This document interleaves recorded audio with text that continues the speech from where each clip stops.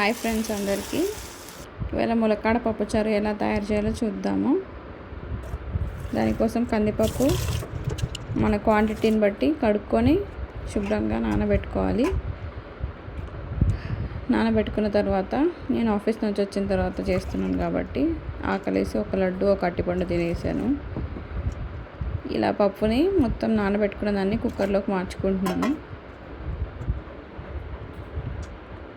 తర్వాత టమాటోస్ పచ్చిమిర్చి కడిగేసుకొని నీట్గా ముక్కలు కట్ చేసుకొని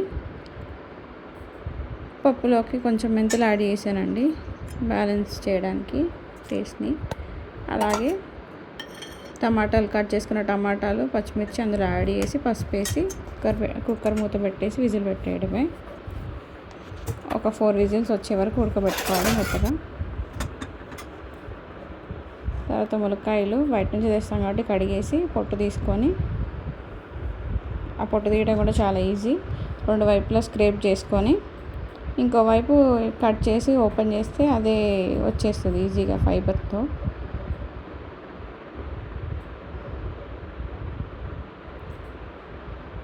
వీటిని కడుక్కొని మళ్ళీ మనం ఆ లోపల విజిల్ వస్తుంది.